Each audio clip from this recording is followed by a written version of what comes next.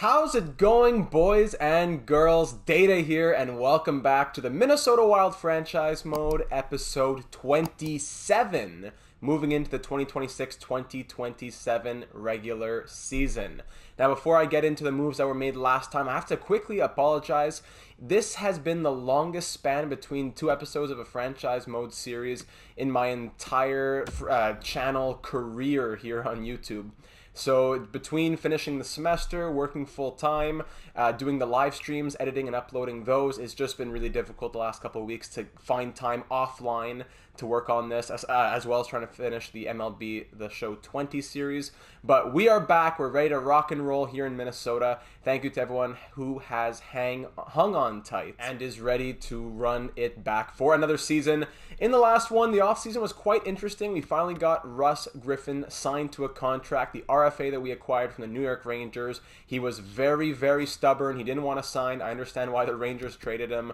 We ended up getting him for a 4-year, $8.5 million deal. That pays him AAV, obviously, and it keeps him as an RFA status once that contract expires. We had growth from Brad Lambert, who's up to an 85, and transitioning to a right wing, perhaps, despite the 81 faceoffs. We're pretty deep at center. Alex Kovanov has grown to an 84. We have Sven Sjogren ready to make his NHL debut. He was the 15th overall selection in 2024. He has had fantastic growth up to an 85 overall. He has really good 99 passing, 98 discipline, beautiful. He is one of probably the best skaters in the NHL. He is very physical as well, so 99 speed and 99 aggressiveness and body checking, you're going to go flying through those boards. Aside from that, we brought back Jonathan Toews, who was a playoff monster last year, and this lineup is not quite set yet, as we have some changes to make. Defense, we went out and acquired a new offensive defenseman with Torrey Krug being gone, that being Adam Boqvist. He is signed for 4 more years at $8.44 million. He fits well in the first line. Unfortunately, no defensive defenseman that gives him a +5. We could play him with Ellington or Botter to get a +3, which we will most likely do, but we still have a lot of talking left to do on defense. Sergachev at an 89. Tarky has grown to an 84, which is interesting at the age of 22. He'll be entering his 3rd NHL season.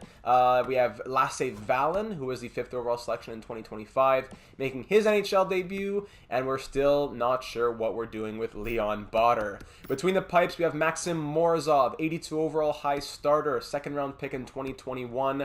Last season, he served as the backup, going 11-7-5, and in the playoffs, he came in for 6 appearances, went 5-1-0, and wants to try to run with the starting job. We'll give him the chance. We'll see what happens. He's backed up by Sergei Kozevnikov, the rookie medium elite, 1st round pick in 2024, the eventual starter, I think, but for now, the backup. Scratch, we went out and signed Zach Hyman for depth. We have Caden Primo as a 3rd goalie, and we also have Demetrius Correa, who we want to somehow slot into the lineup. That's why we still have a lot of questions, especially on defense. And down in the AHL, an extra player. Again, we still have to figure out what are we doing with Kevin Fiala. He doesn't really seem to have a spot left on the big team. He has struggled last season was a struggle, as well as he showed up in the playoffs. But as an 86 overall with a +3 on the second line, or a +1, well, +1 or a +3, either way, it was very disappointing from Kevin Fiala. He's on an expiring deal, and it is time to move him. Now the question becomes, with such a solid roster, if we are to have so much trade value with Fiala, maybe a defenseman, and possibly one of Greenway or Kostin, because we have 2 really good power forwards, we can't have an 84 overall in the 4th line. One of those has to move as well. That is a ton. That is a boatload of trade value. And what do we get? Our top 6 is locked out, our defense is pretty solid, and our goaltending is going to be growing. So if we went out and got a 90 overall goalie, it would only be a 1-season thing max, and then Kozevnikov is forced to go to the AHL, then Wallstedt's a backup, and then Stanton has no play time. With him, he's medium elite as well. So it's a trickle-down effect, and we have to be very cognizant of all of those moving pieces. So diving into the YouTube comments here, as always, thank you for all the love and all the fun comments that have been featured throughout the beginning of this video. I have to say that a common theme in all of the comments were what to do about Leon Botter. Some say keep, some say trade, and a lot of people say go after guys like Shabbat, Liljegren, Chychrun, which we have been considering in the past. And getting Botter off this team would clear up $4.9 million. But something we have to keep in mind as we go throughout these comments is that we are in a very tight cap situation. We currently have $7.665 million free. Moving into next season, where we'll have to re-sign Boldy, Ellington, and maybe Kovanov, and possibly Tarky, if we're saying let's let go of Kostin, Fiala, Hyman, Kaut, Chekovic, etc. That amount of money that we have to deal with is $20.245 million. Give Boldy like 10 million, give Ellington like 6 million. We're already at about 4 million to figure out what's going on with Kovanov, Tarky, / whoever else comes onto this team. So if we go out and get an 8 million Thomas Chabot or a 9 million Timothy Liljegren, that will definitely make it that much tighter. So, and you could make the argument, okay, maybe next season we're thinking about trading Matthew Tkachuk, that frees up 8 million. But, then someone else has to come in and take that money. And then Sjogren wants to start getting paid a little bit more. And then Tarky, depends if we keep him. Ellington, depends on how he plays this season. He might want 7 million. So there's so many things up in the air that we have to be very, very aware of that. And at the same time, we went through all the trade blocks last episode. There wasn't a ton of interesting names. With the value that players have and not being on the trade block, it becomes twice as hard to get them. For example, if we wanted Liljegren, I did some experimenting. It would take Tarky, Kostin, Fiala, and 2 second-round picks for Liljegren. Maybe that 2 seconds would become a second and a fourth, but around that area was where Toronto was thinking about making a deal. So just to say, it's pretty expensive.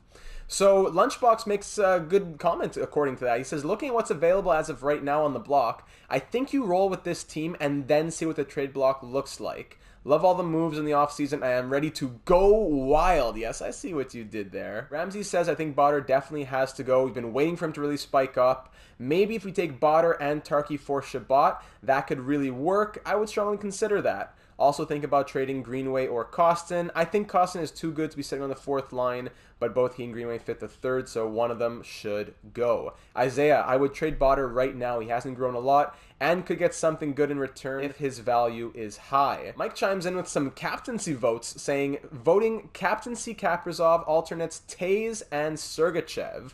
If we're looking for a power forward upgrade, suggest some names. I don't know if we're looking for a power forward upgrade, but those are definitely names that we can scout. I think moving the defensemen you mentioned, such as Tarky and or Botter, is smart to get Chabot or Liljegren, maybe even Chychrun. Other than that, wouldn't touch anything else. Looking forward to the next episode. Go wild. Thank you very much, Mike. Hoot Boy comes in with a really interesting comment. I like this one a lot. Sorry for the long comments here. As always, we like to look at comments. I wouldn't trade Tarky, Hoot Boy says. At least not yet. He hasn't gotten a chance in the top 4 yet. So giving him a chance this season at least until the trade deadline wouldn't be too bad. Chabot does sound good, but he will want like $11 million for his next contract and like a 6-year extension, and that would be impossible to move on from. Currently, he's signed for 2 years at $8 million.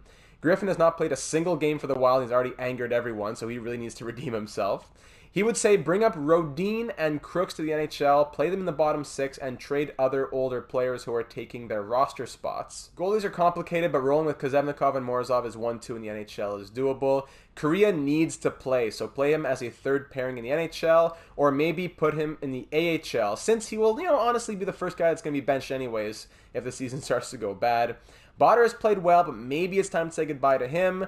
Looking at the other comments, you might try to get Chabot, then give Botter and Tarky for him. It would take even more than that, unfortunately. If it doesn't work, you can try Kostin and Fiala as well, but even then, I'm not sure if that's enough. Get a defenseman for the third pairing next to Valen, and a 7th D that you can then put Korea into the AHL, play him lots of ice time. Also, don't worry about Brad Lambert. I had a talk with him in the sauna, and he promised he will get 70-plus points next season. Thank you very much, Hoot Boy. That's what we wanted to hear. So if we do end up trading Klim Kostin, and then we can maybe make Martin Kaut a healthy scratch / 12th to 13th forward in and out of the lineup, that would allow us to call up Nicholas Rodin, first round pick of the Panthers in 2023. We loved his shooting category. We traded for him. And or Aaron Crooks, who was a 79 overall, also a first round pick, power forward, fits the fourth line quite well. So two prospects that could definitely find themselves on the fourth line playing with Jonathan Toews. I'm not sure how sniper, two-way, power forward would look, but we could definitely try that out. Defense, we could call up Norlinder or Axel Anderson, make them the 7th D, and send down Demetrius Correa because he is just too good to be having just sitting there with the low elite potential as a healthy scratch. So we want him to get ice time if we don't make a trade to free up space and we keep it as is, which I'm kind of leaning towards doing. I'm very much open to the moves, but I'm not sure if the right move has presented itself yet, and we don't want to force it. More of the same over in the Discord server, kind of flying through these. Addy says, thinking the same thing about Klim Kostin, ton of value. We can't waste him down on that fourth line. Meanwhile, Greenway is signed longer, cheaper, and the higher overall, so we should go with him. Packaging Botter and Tarky should net us a big defenseman that we've talked about, like Liljegren or Shabbat. Not quite, you would think, but because of their not being on the blocks, that these other teams, and on hard trade difficulty, they're not budging. Replace Kostin with Rodin, weaker, shorter term, but then we always have some spicy trade deadline rentals in the works. Gives a general outline, but the big takeaway is to use Botter and Tarky and pick/prospects to get Shabbat or Liljegren. Again, it's doable, but it is extremely costly, so I'd have to wait and see what you all think about that. Then use Kostin and Fiala to get the replacement for Botter, or promote some of those other guys like we said in the AHL. Goalies, I think we're good. Let's roll with the youngsters and then reevaluate at the deadline. Last couple comments here. Hef says, funny how New York wants to trade us Hextall after we just traded him for Griffin in exchange for Tarky. As far as Shabbat goes, we have to keep in mind that he's a two-way, so we would be missing out on the +5. Eric Brandstrom could be someone we look at. We did just acquire an offensive defenseman, Adam Boquist, but Eric Brandstrom is an option, definitely. Not opposed to sending away Botter and Tarky for them, though as a defensive defenseman, I don't think Botter has necessarily been as bad as his points suggest. I think it's worth having Fiala up in the NHL. It's a great scratch for now. He's good enough to play there and has fairly balanced chemistry, so we could slot up and down the lineup. Wouldn't say no to bringing up Rodin as a scratch either, though we could stay down and help out Crooks on that first line. For the captaincy, I'd say Kaprizov with Greenway and Ellington as the alternates. Cap, one of the few players who shows up routinely during the playoffs. Ellington and Greenway have both come up with the team and played well. Thank you very much. Last comment going to Narf. Narf says, starting with the captain, no-brainer. There's some other good choices, but we just signed him long-term. He shows up. He's the actual leader. Kirill Kaprizov. He's really the only choice. Defense, we have to be really careful getting rid of decent defensive defensemen because of the market. The market is extremely overpriced, and teams will have to continue to overpay to get good defensemen. With that being said, I think we hold on to Botter, as he seems to be a very good plus-minus defensive defenseman, which is, that's what they do. That's what they're on the ice to do. Check his chemistry on line 2 with Sergachev and see if they can get at least a +3. They actually get a +1, unfortunately. Ellington on the first line with Boquist gets a +3 as well, and not a +5. So keep that in mind. That means trading or scratching Tarky. I would trade him and Fiala for another defensive piece, or a third or fourth liner. With the prices skyrocketing, do not trade both D-men. Griffin better be worth all of the trouble. What a pain in the backside he is. Narf, I think the only comment that suggested keeping Kostin over Greenway due to simulating well, and he likes him more than Greenway or Lambert, but definitely give Lambert one more year to see what he can do. Maybe a better actual sniper. That being said, trade Tarky, keep Botter, Kaprizov captain, keep Kostin, see what we can get for Tarky, Greenway, Fiala, and so on, like the goalie play. The chemistry is difficult for sure, as we can get a +3 if we do this. So it comes down to, do we want Ellington and Boquist playing at 88 and 89, or do we want Sergachev and Boquist playing at 90 and 87? So we'll try the +3. We'll go with 3-1-1 as opposed to 1-0-1. I want to put Tarky with Sergachev, and then Valen and Botter is difficult because I want both these guys to be moving up the lineup. Valen could very easily take over Tarky's spot if he grows quicker, I guess. Botter as a defensive defenseman with a medium league potential. He hasn't really grown into anything crazy, but he's been very steady on the plus-minus. The last 3 seasons, he's been +29, 13, and 13. Gets a decent amount of points, a +50 in his career. Only had 1 season of negative when he was a -13 in 27 games. But I don't know, he gets the job done, so I'm not super inclined to move him right now, especially with the market not being, with the market being so difficult, I guess you could say. So I guess I want to roll with the team like this, I want to send down Demetrius Correa, and I want to trade one of the power forwards and bring up Rodin and or Crooks. I guess that's what I could say the plan is as of now. All that to say, all those comments not to say too much. But it's difficult because, like I said, it's all about the trade blocks. It's hard to force a move. We have to be patient. But something we can do right now is go ahead and name a captain. We have not had a captain on this team since we had Ryan Suter, and then when he retired, we've been doing alternates ever since. Kirill Kaprizov, it's always been his, and I think it's finally time to give the C on that number 97 jersey. The newest captain of the Minnesota Wild, hoping to lead us to great things for many, many years to come.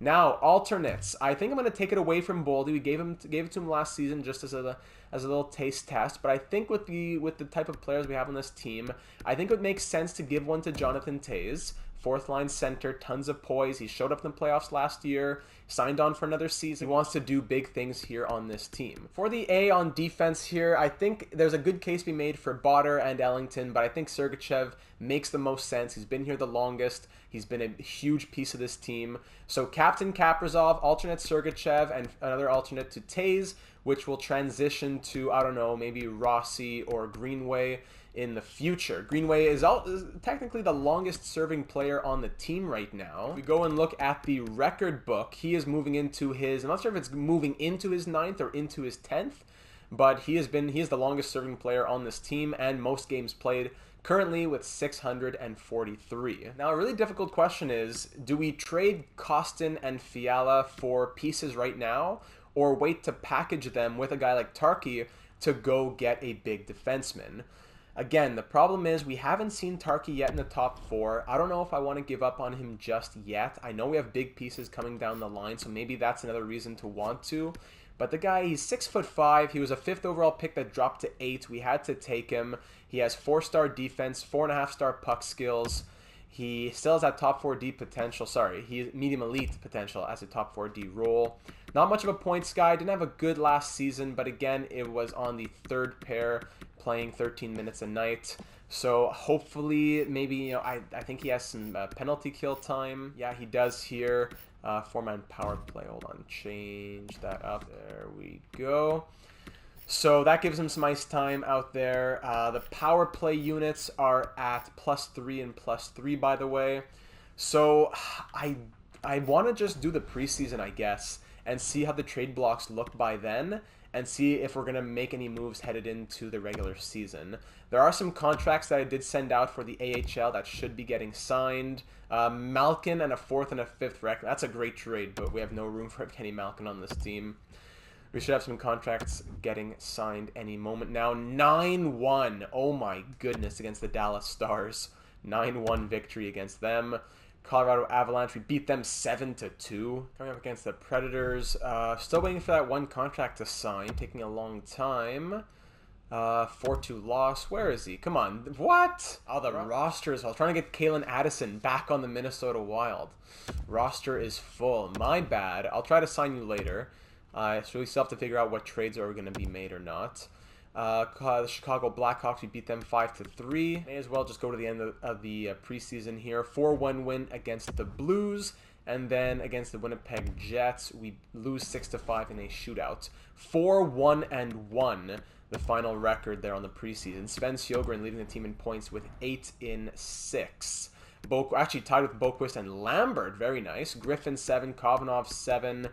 So, this, I don't know, Botter 2 assists, +5, Ellington a +11, that's fantastic. Only 3 points for Matthew Tkachuk. Mika Tarky had 4 points and was a +5. I don't know if we can really justify making a trade. Meanwhile, Klim Kostin, there is a reason to trade him, it's just we don't have room, but he scored 5 points in 6 games. So maybe we don't trade. I don't know. Like it's a 1-year contract.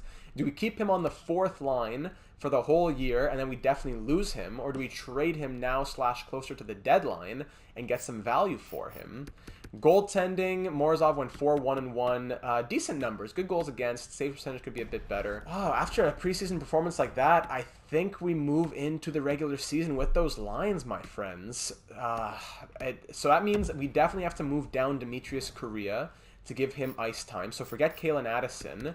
I'll just move Korea down. I'm going to call up a 7th defenseman, which will end up being Axel Andersson. And then in the NHL, I want Kevin Fiala to come up just as a healthy scratch, which means Rodin and Crooks will end up just staying down there. Do I send anybody down? I think I have to, but I don't want to send down Zach Hyman or Martin Kaut. I can't do that, though. I think I might just keep Fiala buried in the minors. Because if I needed a 4th line fill, I'd rather bring in the 2-way forward, who's really good defensively, than the sniper. So, you know what? I think Fiala will stay down in the minors, and I'm going to fix these lines quickly in the AHL. All right, there are the lines in the AHL. Not ideal, not amazing, but pretty solid, I'd say. Pretty good. We have some good prospects looking for growth. So that means Kostin stays on the 4th line. Defense stays looking like this. Scratches are Axel Andersson for 7th D, Zach Hyman for 13th forward, and Caden Primo for 3rd string goaltender. Not what I thought we were going to be doing, but a very strong preseason has persuaded me at the moment. At the moment is the key word. I don't like that Botter's on the 3rd pair, and that might be, but with 2 points and a +5, I don't know. I want him. Maybe we need to give up on the dream of him growing and just accept him as an 83 forever. But if we do accept that, 4.9 million is a bit of a heavy price tag for a 3rd pair D-man. There's still a lot to cover in this franchise, a lot of question marks that we don't have the answers for just yet. But let's dive into the 2026-27 regular season and find the answers. We will stop around the trade deadline or into the month of February. We will reevaluate then. I'm going to take a quick look right now at the trade blocks. Definitely some interesting names on the block. Colton Parayko, Jake Chychrun, Charlie McAvoy. The scouts have all been sent out. Chychrun was a guy we were considering. He's making just over $6 million for 3 more years, age of 28, 85 overall. The scouts will scout him, and we'll make an informed decision. Other guys on the block include Sidney Crosby, Evgeny Malkin, etc. So definitely some juicy deadline ideas. But with all of that finally taken care of, we are ready to hop into year number 7 at the reins of the Minnesota Wild. We're kicking off the season in New Jersey at the Prudential Center up against the Devils. Captain Kirill Kaprizov leading the way for us.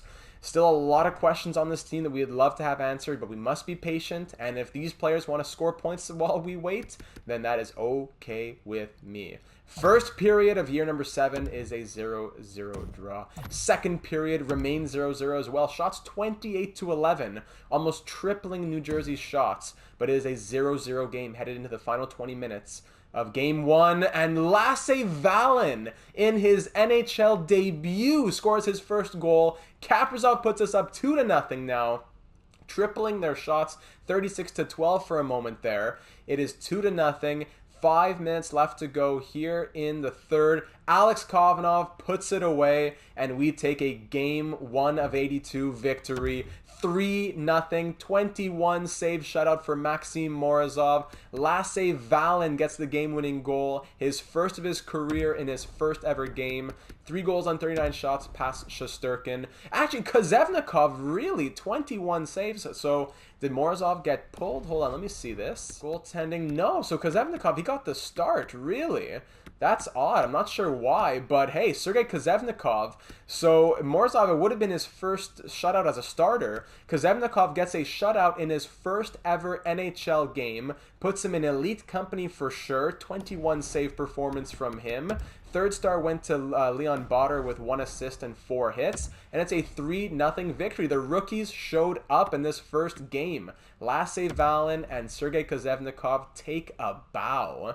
Let's see this. I'm surprised. Yeah, Kozevnikov got the start. Not sure why the game would have put him there, but I'll put Morozov in nets for this next game, and they'll be getting a lot of time sharing the crease with one another. Funnily enough, we had the exact same result, 3-0 season opening win with our AHL squad, the Iowa Wild. But let's keep it rolling here over to Nationwide Arena against the Columbus Blue Jackets. As usual, we'll do a little 15 game or so, little taste test for the power play, the penalty kill, and all that good stuff. So we'll get through the first month or so. And I think, yeah, first month and going up to game 15 up against Adam Boquist's old squad, the Chicago Blackhawks, will be a nice little opportunity for us. We don't want to look at too many games early because then we start to look at some later, and then we just end up slow simming half the calendar. 6-3 win Hold on. Demetrius Korea strained hamstring. Quick little fix there. That's all fixed. It was a 6-3 win, 4-3 shootout loss, 4-3 win, 3-1 win. Dallas Stars are 0-5-0. We shut them out 4-0. Lovely. And that is a great start to the season. We are yet to lose in regulation as well, with a record of 5-0-1 through our first 6 games. Got a back-to-back here in the Pacific. Maxim Morozov, broken toe. That is not good. Ouch. Out until November 5th. So with him out, Kozevnikov's been playing, extremely well. And Morozov was, playing very well himself. So that means that Caden Primo will slot in. He'll probably be the starter, I guess, since he's an 81 overall. But I will try and put Kozevnikov in, at least for this first game here against the Ducks, or at least if it's against the Coyotes. 4-1 loss, and then a 3-2... Bourdon, Lefebvre, and Raymond for Nolan Patrick and a third-round pick. That's extremely interesting. Nolan Patrick is a power forward. Decent, good contract. 87 overall, 7 points in 8 games this season. Very good centerman. Yeah, that's amazing. He's great. But if this was the deal that we were going to do, Louis Bourdon... I would want to think about this a little bit more before just pulling the trigger on it. But keep that in mind, everyone. Interesting offer. He's on the trade block, and the Flyers have offered that to us. Patrick in a third-round selection. Vegas Golden Knights, it is a 5-3 win against them. 3-1 win against the Hurricanes. Yeah, might as well keep on going here. Morozov will be back by that next week and a half. 7-1-2 at the moment. 5-0 shutout loss. Getting shut out ourselves. That's 2 losses in 2 weeks against the Coyotes. 5-4 win against the Flames. Canadians, we lose to them 3-1. And last game now, before Morozov is fully healed, against the Tampa Bay Lightning, we beat them 4-1. So 9-3-2 is the record through 14 games. Primo played all of those games, 7 appearances, getting 4 wins for himself. Pretty solid numbers. I would have liked Kozevnikov to play a bit more. I would have had to go into that a bit more in depth. Probably would have been worth it too. 6-8-0 is the Hawks record. We are 9-3-2. No harm, no foul, really. Primo played quite well. Kaprizov at a point-per-game pace, just as we would expect. And sorry, I got to do the 15th game before we can go and check it out. So this is it at United Center. Still yet to play a game at home in the slow sim. Let's see if we can get win number 10 through 15 games. First period, 2-0. Klim Kostin and Matthew Boldy on the power play. Saros now on the Blackhawks. Second period, 4-0. Another 2 goals. Look at that. So first period, it's Kostin and then Boldy on the power play.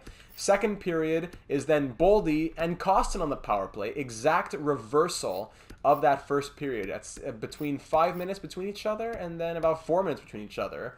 Look at that. So 4-0 for the Wild. Head into the third period in this division matchup. Power play goal from the captain. 5-0. This is going to be a 10th win on the season for the Wild. The Brinket breaks the shutout bid. 5-1 with 10 minutes to go.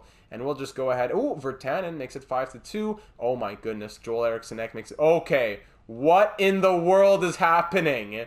Shut it down. Okay, Matthew Boldy. What the heck was that? Oh my goodness. The Brinket scores. 4 minutes later, Virtanen scores, and he starts off a chain reaction of 3 goals within 1 minute and 23 seconds. What the heck was that? Virtanen, Eriksson Ek, and Rath, then Boldy gives us that 2-goal lead again. So Morozov implodes in the third period, but we still come away with the 6-4 victory. Boldy with the hat trick that's sealed it for us. 3 goals and an assist from him. Klim Kostin with 2 goals. DeBrincat 1 goal, 1 assist. Morozov can take the night off next game against the Avalanche. Yeah, we'll put Kozevnikov between the pipes. Kaprizov still though a point per game. 10 goals through 15 games, just like how we have 10 wins through 15 games. 15 points for the captain. Must love having the C on his jersey. Boldy with 14. Greenway doing extremely well with 12 and 15. Adam Boquist with 12. Rossi with 12. Kovanov 11. Kachuk 10. Still solid for a first liner. We'll take it. Sergachev. Russ Griffin. Here he is. -1 though. That's surprising with how good he's supposed to be defensively.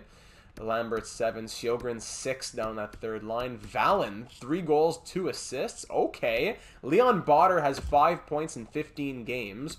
Easily going for a new career high here at pace for that.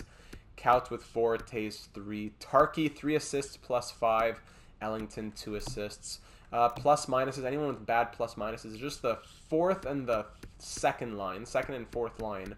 Not amazing, but still okay enough. Morozov, 2-1-1, 890 save percentage. That game was rough, but Kozevnikov, 4-0-0 with a shutout, 926 save percentage, 1.78 goals against. He may be ready for the starting role sooner rather than later.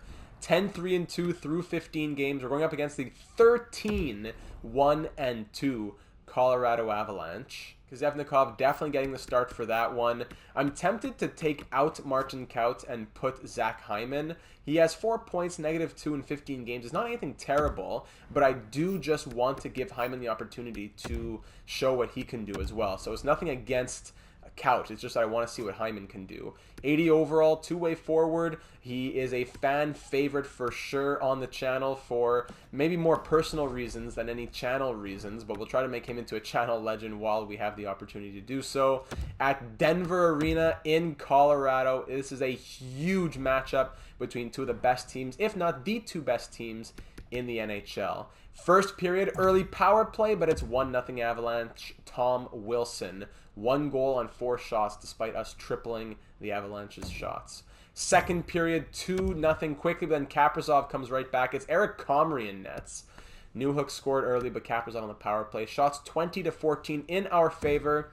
2-1 Avalanche. Early power play for the Wild. Cannot capitalize on that one. Saros used to be the goaltender that gave us trouble. But finally, Russ Griffin showing up when he is needed. Ties this game up at 2. But then Nate McKinnon makes it a 1-goal lead for the Avalanche again, despite shots being 36-19.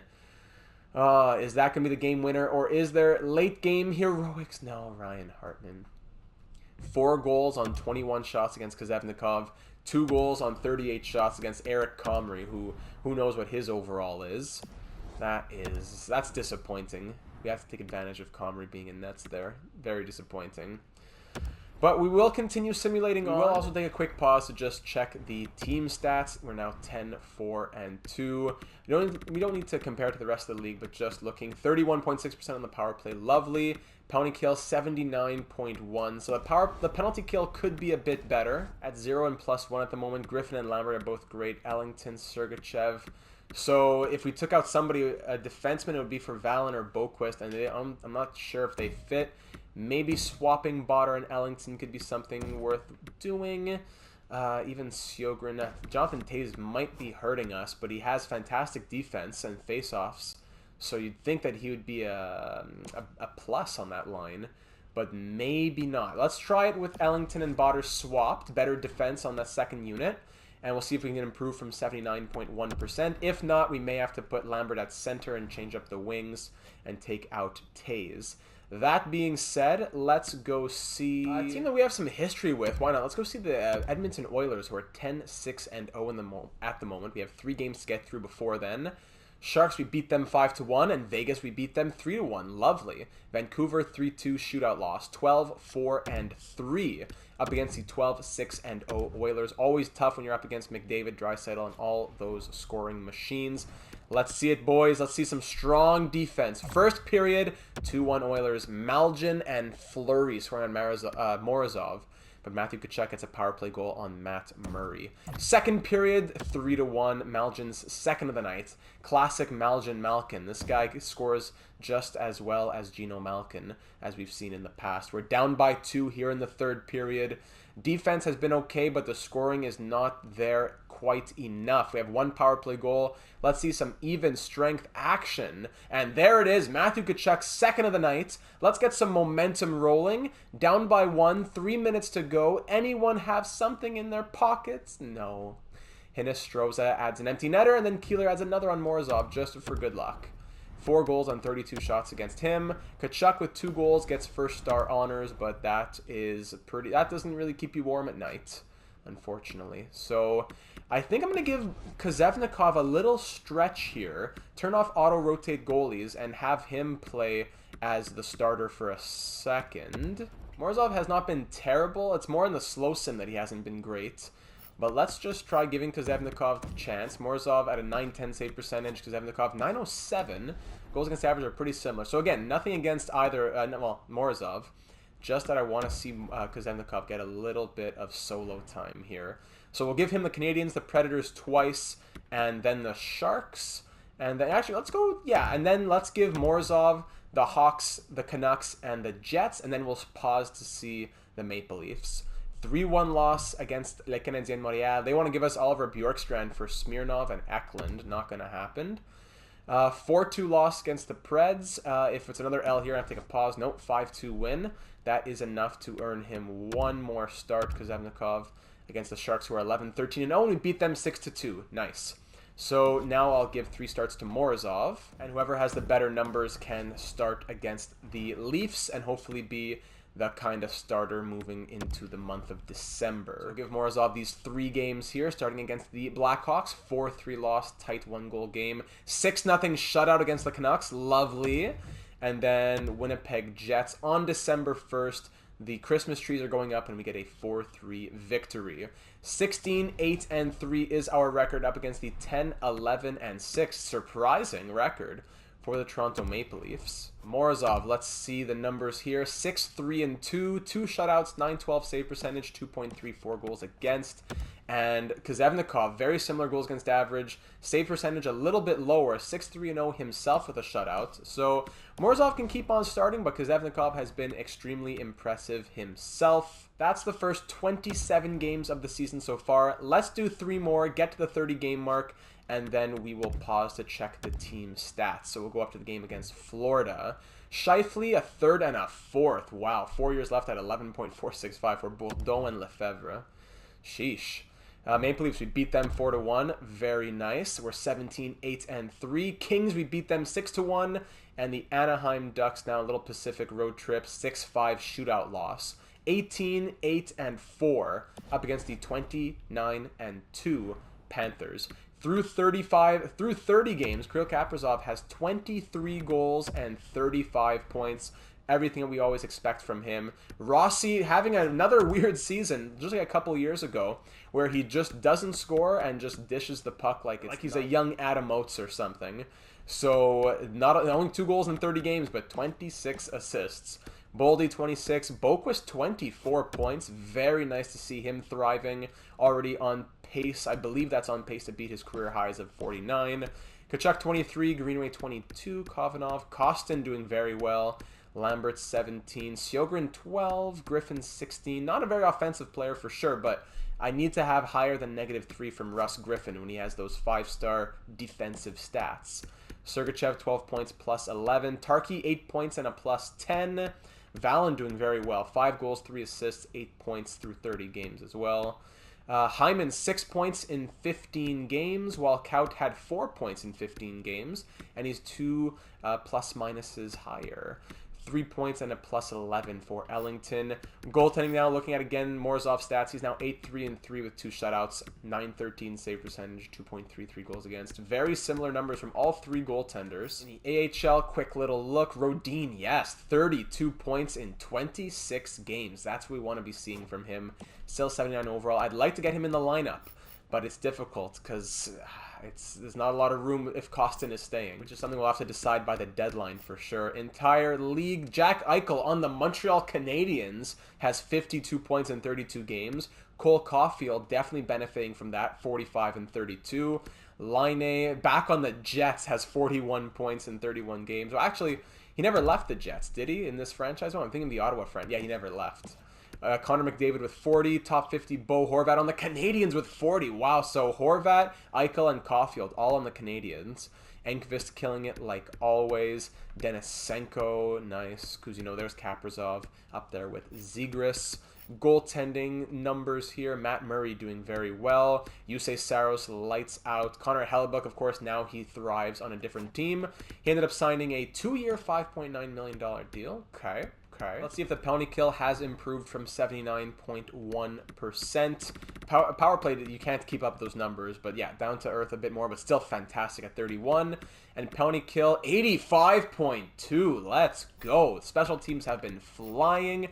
We are the 7th best team in the NHL right now. Let's keep the good times rolling, and we're up against a very tough opponent in the Florida Panthers. They're 7-3-0 in their last 10. They have 20 wins already. Let's go ahead and do it. Morozov has not been very good in the slow sims, but let's see what he can do tonight. First period, 3-2 Panthers early.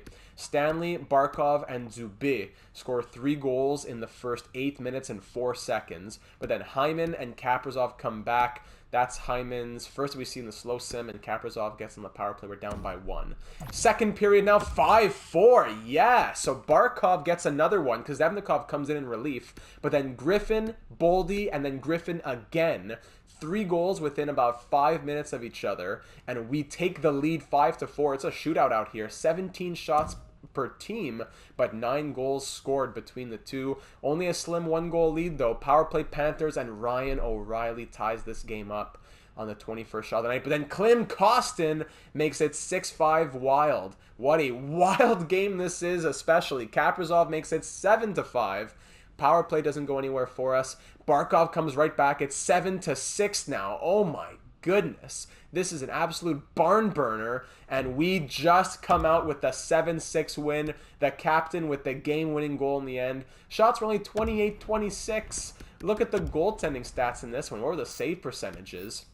Morozov 625, Evnikov 857, and then Justin Hall, a Wall, 731 for him. The 3 stars, Barkov with the hat trick, Boldy a goal and 2 assists, KAPRIZOV with 2 goals.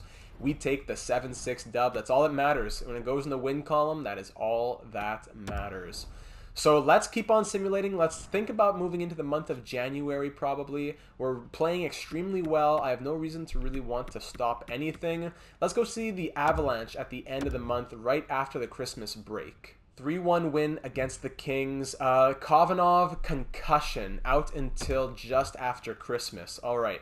So that means we're going to have, this is what we're going to do. Brad Lambert is going to slot into 3rd line center. 2nd line right wing could be, yeah, it's going to be Greenway. Then Kostin to the 3rd line. And then Kaut can play on the 4th line right there with Hyman and Tate. So this will be how the lineup looks. I know it's only a 3-1-1, but I think Lambert will do well at the center role. 4 goals, 15 assists this season. We really, really, really want him to do well. He's low franchise. We signed him to a massive 8x8 contract. If he doesn't live up to it, we have to trade him maybe, but we want him to thrive. Just quickly fix up all the other special team stuff, and there we go, all taken care of. 3-2 win against the Carolina Hurricanes. Panthers 6-1 win against them. That's huge, but then a 3-0 loss against Winnipeg. A 3rd run, no, that's a random deal. No, thank you. New York Islanders, we shut them out 3-0. Tampa Bay Lightning, right before the Christmas break, 6-3 loss. But 23-10-4 is our record after Christmas, up against the 26-6-5 Avalanche, who are just going on an absolute tear here in the first half of the season. First period up against them, and we're up 2-0, baby. Let's go. KAPRIZOV and Boldy, the 2 snipers. Second period, 4-0. Brad Lambert, that is what we need from him. And Lassie Vallon having a fantastic rookie season. 4-0 Wild headed into the 3rd. We're being outshot by a little bit. Power play Avalanche, we kill it off. This is a fantastic performance. 5-0 on the power play from KAPRIZOV. This is a really big statement game against the Avalanche. 6-0. Mika Tarki shorthanded. 6-0. And now 7-0 Count against his old team. This is probably the big... KAPRIZOV make it 8. This 9. Sergachev. Double digits? Anybody? Oh my goodness. Rantanen spoils the shutout, but who cares? 9-1. How many 3rd period goals with that? 1, 2, 3, 4, 5 3rd period goals against the best team in the NHL. 9-1 win. That is an absolute statement victory. Shutout for KAPRIZOV. Sorry. A hat trick for KAPRIZOV. A goal and 3 assists for Mikhail Sergachev. 26 saves from Maxim Morozov. Did anybody not have a point tonight? Look at this. Look at these plus minuses as well. Just Boquist is the one who doesn't get a point. Ellington and Kostin all with no points, but everyone was at least a +1. Wow, 2-2 and 5. The scoring in the periods. That's the breakdown. My goodness, 9-1 victory. Let's go to the game against the Flyers. That's when we'll get Kovanov back in the lineup. I'm going to wait until after the game against the Devils. After a 9-1 victory, let's go. Let's run it back. Let's, Kavanov, you can keep resting a little bit. Neck strain for Adam Boqvist. Okay. That means that Axel Andersson's coming into the lineup now. Sergachev can go to the top pair. Yeah, Sergachev top pair. I guess Botter on the second pair. I guess that makes the most sense. And Andersson can play third pair. +3. Hey, look at that. He fits the lines fantastic. So he'll play like an 83 overall. Axel Andersson, second round pick from the Bruins in 2018. A huge piece in our Anaheim Ducks franchise mode back in NHL 20. And shootout will just, you know what, Axel, no, that would be crazy. Lambert in the shootout, how about that? Okay, that's better.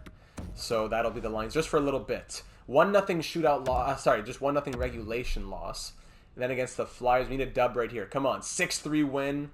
And you know what, against the Bruins, I'll bring Kavanov back once we're going on the road trip. Relax while we're at home, and then we'll put you on the road trip. 2-1 win. All right, I know we're winning, but we got to get Kavanov back in the lineup here. If anything, if we start losing, we can always take him back out of the lineup, but we'll put it back to how we had it. All right, and that is all taken care of.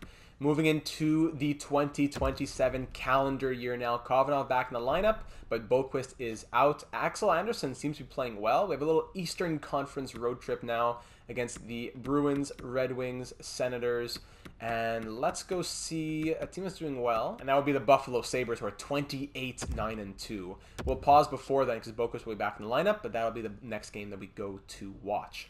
5-3 loss against the Bruins, 3-2 shootout win against the Red Wings, 4-2 loss against the Senators. As good as Axel Andersson has been, I think, 1 assist, -1. Yeah, not bad. I just definitely do want to have Adam Boqvist back in the lineup. There we go, put him on the shootout line as well. And now we're back to full strength as a team. 4-0 shutout win with the boys all back in the lineup. That's what we want. 7-1 win. Let's go one more for win number 30 here against the Penguins, and there it is. 30 wins in 47 games. 4-2. Then we lose 2-1 in the shootout to the Flyers, and then a 4-3 loss. We are 30-14-5 up against the 34-9-3 Buffalo Sabres. This is an exceptionally strong regular season for us thus far. Let's do it against a very strong opponent. First period, 2-0 KAPRIZOV and Tarky up against our old starter Connor Hellebuyck, who imploded. We know how to beat him. Let's go. Second period, 4-1. Keep him coming. Power play goal, Klim Kostin. Alex Kavanov makes it 4-0, and then Middlestat on the power play gives Buffalo their first. We're up by 3 here in the third period. Klim Kostin really making his case to not get traded, but with 1 year left on his contract and the cap situation so tight, he is not making it easy for us to decide what's going to happen. Thomas Tatar makes it 4-2. We still hold a 2-goal lead with just under 4 minutes to go in this game. And that'll be all she wrote as we win it 4-2 over the Sabres. Only got 23 shots on net. Kostin first star honors, goal and assist. Kavanov goal and assist. Matthew Tkachuk with 2 assists. So now we can keep on going till after the All-Star break. And I don't know if I'm gonna go see the Sabres again, but we'll just take a pause after the break into the month of February to just update the scouting reports and see what we're looking like. 4-1 win against the Hawks, and then a 4-1 win against the Flames. 33 wins headed into the All-Star break. That is beautiful. Into the month of February now. We have smiles on our faces. Let's take a moment to evaluate 40 goals and 55 points for Kirill the Thrill. Boldy with 51 of his own. Rossi with 42 assists and 45 points. Tkachuk turning it up with 39. Greenway killing it to have 39 points on the third line this year, but also you have to take into consideration the 13 power play points. But still, he is playing so well. Boqvist 37 in 47, great plus minus. Kostin has 30, minus the 8 on the power play. Has 22 regulation points on the fourth line. Even strength points. Russ Griffin has 30 points and he's up to a +6. Lambert also 30 points, +7. Kavanov 27 and 44, great plus minuses here. Taze with 19 points. Sven Sjogren, 40 penalty minutes, really. 12 goals, 18 points from him. Lassie Vallon, 7 goals, 15 points, and a +17. Botter, 15 assists and a +15. The defense is clicking. The defense is doing so well. Ellington, +28. Tied for the team lead in plus minus. Only negatives, no negatives in the full-time lineup here. Sheesh, they're not making it easy for us to make decisions.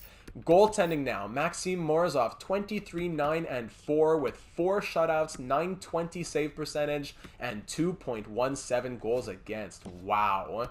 Kozevnikov is 7-3-0 with 1 shutout, 903, and a 2.42 goals against average. Looking at the entire NHL, any new updates, just quickly take a glance at that. Eichel, McDavid, Enqvist, Cousineau, Caulfield. And goaltenders, it is Spencer Knight. Huh, interesting. And then Murray, Blackwood. Great numbers from Saros, as always. Morozov is up there for the best, let's say minimum 30 games, and then sorting by save percentage. Morozov leads the league in save percentage and goals against average, by quite a bit in goals against average especially.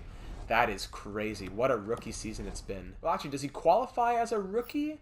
Let me see. Rookie goalies. Does he qualify? Yeah, he does. How many games did he play last season? 24 appearances. I'm not sure exactly on the numbers that the cutoff, but it seems as though he's still listed as a rookie. So he could be making a case for Calder nominations. Calder win even, and Vezina win. That would be what? When's the last goalie that did that? I don't know, Ken Dryden? When's the last goalie overall to win the Calder? Like Steve Mason? And down in the AHL, 61 points in 47 games for Damien Giroux. We're 44-3. What?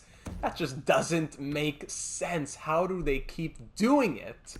The Iowa Wild are just something else. So I'm going to take a moment to update the draft board, the scouting. I also want to take a moment to go look at those players that we scouted earlier in the season. They definitely have full reports now. Charlie McAvoy being one of them. Scouts say he fits deep pairing 2 and all power play as a two-way defender. Jake Chikrin, the scouts are telling me that he fits all defensive pairings. That is very nice. I even scouted Essa Lindell here. They say none. Okay, forget it. So I will have to take a moment to scroll through all the trade blocks again as we get closer to the deadline. But for now, update the scouting and then sim maybe another week or two before we call it an episode. And of course, all my scouting reports had like one person left in them, so I got to advance just another few days here. So against the Sabres, ooh, yikes. Post-All-Star break hangover a little bit there. 7-4 loss against the Sabres, and then right back into it against another very tough opponent in the Colorado Avalanche. And we... What? 7-4 and 5-1 losses. Back-to-back huge L's right there. Let's regroup and try it again against Vancouver once the scouting is set. All right, scouting taken care of. Let's get back on the horse over here. Morozov fully healed. Quite a few games here. Vancouver, not the craziest matchup you would think on paper, but then we have the Avalanche and back-to-back a home-and-home against one of our biggest rivals who are not far behind in the standings. So let's go see those in particular before we take a pause for the trade deadline. I think that would be a good place to take our pause. 3-1 win against the Vancouver Canucks and a 3-2 loss against the Avalanche. Let's check out this home and home. We're starting it on the road in Nashville. They're just a few wins behind us. They only have 2 less losses than us. So it's going to be a tough run in the division. First period, 1-0 Matthew Tkachuk up against Yaroslav Askarov. Second period, 2-1, 1 goal apiece. Tkachuk's second of the night, and Oscar Sundqvist scoring 1 for the Preds. Shots 21-17 for Nashville. Early power play for Minnesota killed off. Shots are even, but we hold the 1-goal lead. Matthew Tkachuk currently maybe thinking about a hat trick out there, and Matthew Boldy says don't worry about it. The other Matthew says I'll take a little bit of pressure off your back. Gives the Wild a 2-goal lead, and that may just be enough to end it, and yes it is. 3-1 win on the road. Shots were 36-27. A 26 save performance from Morozov gets him the second star of the night.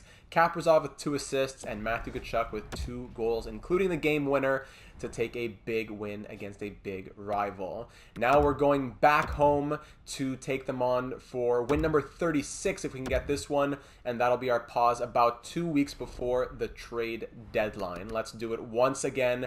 Let's double them up. First period, 1-0 Preds. It's Oscar Lindblom. Second period, 2-1. 1 goal apiece. Kirill Kaprizov scoring for us to tie it up, but then Kevin Hayes gives the Predators the advantage. Former Minnesota Wild Kevin Hayes, of course, who had a short stint with us.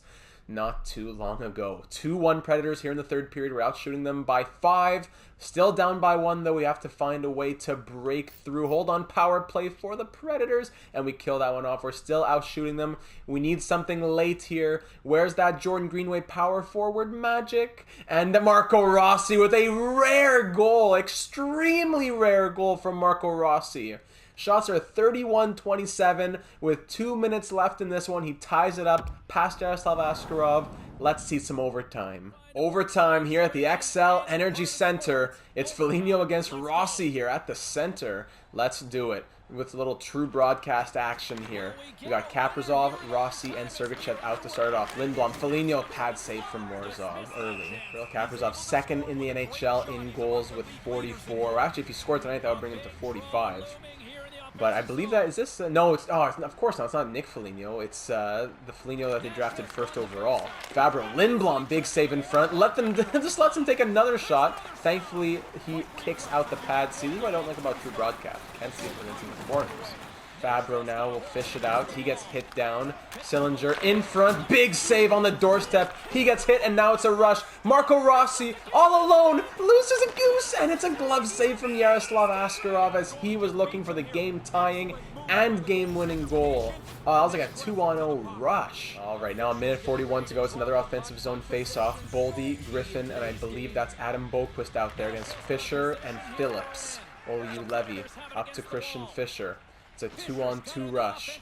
Come on, do something, boys. Don't let them walk in like always, and that's exactly what you do. And Oliu Levy, pinching from the blue line, just redirects it into the net, and we'll take the overtime loss. 3-2 the final. At least Marco Rossi tied it up for us, gets us the point. That's a really rough goal to let in. I hate how the AI lets players walk in. No... Griffin just with no effort. Look at Griffin's trajectory here. He skates into the boards. What are you doing? The play is on your right. You just continue skating forward into the boards. Thank you for nothing.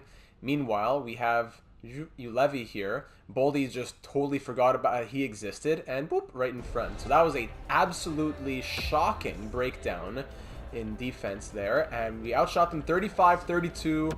We'll take the 3-2 loss. Tkachuk, 2 goals last game, 2 assists tonight. Like I said, 1 point, still not bad. There was a late tying goal. That's really ugly. And we'll advance to the game against the Bruins, and then we will pause there. Through 58 games, we have a record of 35, 17, and 6. Kirill the Thrill Kaprizov with 45 goals and 63 points. Carrying, as always, with the C on his jersey. Boldy, 29 goals and 53 points. Marco Rossi, that was only his 5th goal of the season. 49 points for him. Tkachuk, 44 and a plus 32. Boquist with 41 and 53. Greenway, 40 and 58, which is pretty surprising. That's he's on pace for around 56 points right now, which would be better than last season and not as good as 2024-25 or 2023-24, but still, it would be very solid numbers and a slight improvement on last year. And that's nice to see, especially that he's getting third-line minutes. So good to see that from Jordan Greenway. Griffin, only 33 and 58 and a plus 5. I have not been very impressed with Russ Griffin. Brad Lambert, again, 33 and 58. It's not super impressive, but it's not the worst either. Kostin, 30. Sergachev, 30. And we keep going down here. Sven Sjogren, only with 20 points still. 12 goals, 8 assists, and 20 points from him. Valen, 15. Botter, 15. A lot of the same numbers that we saw earlier.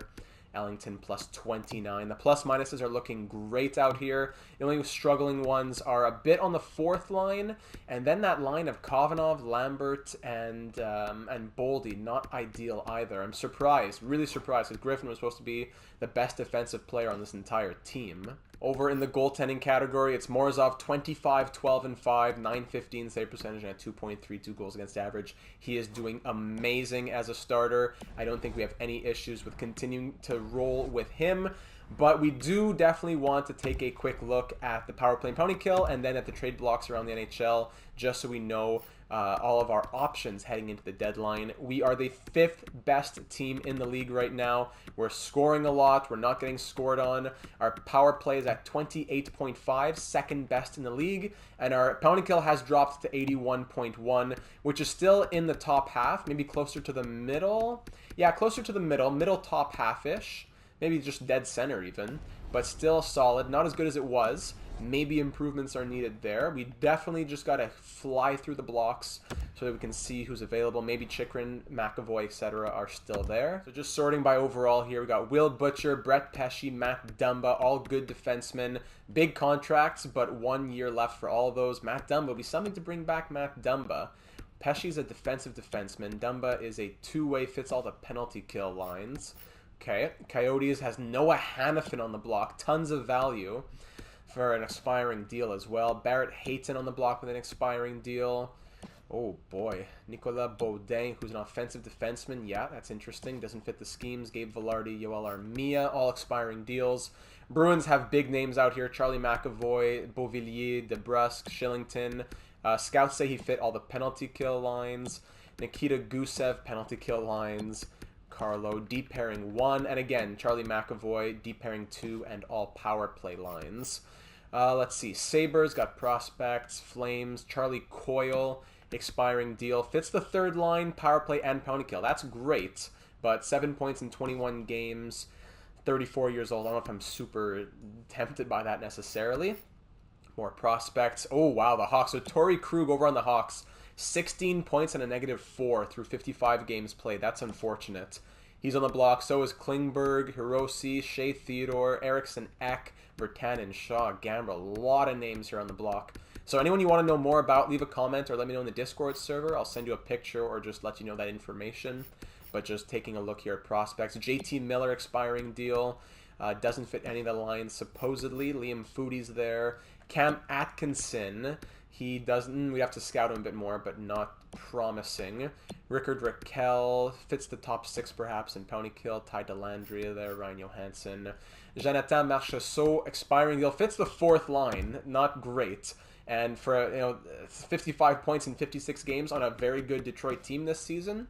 I don't know. They want to trade him. We would bring him in for the 4th line, maybe. Bit costly for a 4th line pickup, but it's tempting. Could find him some power play time as well. Jesper Fast is here. Forward line 4 for him as well. More prospects. Kings. Zach Sanford from the Kings.